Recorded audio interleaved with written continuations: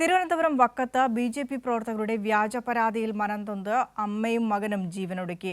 വക്കം നെടിയവിള വീട്ടിൽ വത്സല, അരുൺ എന്നിവരെയാണ് ആത്മഹത്യ ചെയ്ത നിലയിൽ കണ്ടെത്തിയത്. വക്കം ഗ്രാമപഞ്ചായത്തിലെ 9ാം വാർഡ് മെമ്പറാണ് അരുൺ. വ്യാജക്കേസിൽ മനംനൊന്താണ് ജീവനൊടുക്കുന്നതെന്ന് അരുൺ ആത്മഹത്യാക്കുറിപ്പിൽ പറയുന്നു. റിപ്പോർട്ട് കാണാം. ഈ റിപ്പോർട്ടിനു ശേഷം ന്യൂസ് നൈറ്റിൽ വർഷ വിജയൻ തുടരും. ഇന്ന് രാവിലെയോടെയാണ് വക്കം നെടിയവിള വീട്ടിൽ വത്സല, അരുൺ എന്നിവരെ വീടിന് പുറകുവശത്തുള്ള ചായ്പിൽ തൂങ്ങി മരിച്ച നിലയിൽ കണ്ടെത്തിയത്. തന്നെ കള്ളക്കേസുകളിൽ കുടുക്കിയെന്നും ഇതിൽ മനംനൊന്താണ് ജീവനൊടുക്കുന്നതെന്നും അരുൺ ആത്മഹത്യാക്കുറിപ്പിൽ പറയുന്നു. ബി.ജെ.പി. പ്രവർത്തകരാണ് വ്യാജ പരാതി നൽകിയതെന്നാണ് ആരോപണം.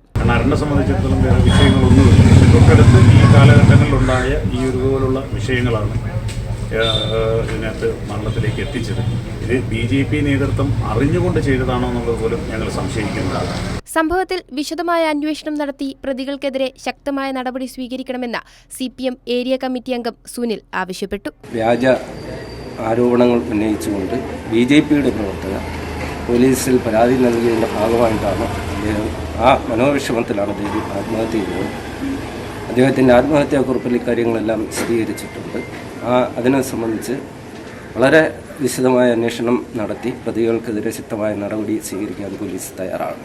തനിക്കെതിരായ ജാതിക്കേസും മോഷണക്കേസും വ്യാജമാണെന്നും കുറിപ്പിലുണ്ട്. ഇത് കാരണം പോലീസ് ക്ലിയറൻസ് സർട്ടിഫിക്കറ്റും പാസ്പോർട്ടും ലഭിക്കാത്ത അവസ്ഥയാണെന്നും വ്യാജ പരാതി നൽകിയവരുടെ പേരും കുറിപ്പിൽ എഴുതിയിട്ടുണ്ട്. കഴിഞ്ഞ വർഷമാണ് അരുണിനെതിരെയുള്ള ജാതിക്കേസ് രജിസ്റ്റർ ചെയ്തത്. നിലവിൽ വക്കം ഗ്രാമപഞ്ചായത്തിലെ 9ാം വാർഡ് മെമ്പറാണ് അരുൺ. കൈരളി ന്യൂസ്, തിരുവനന്തപുരം.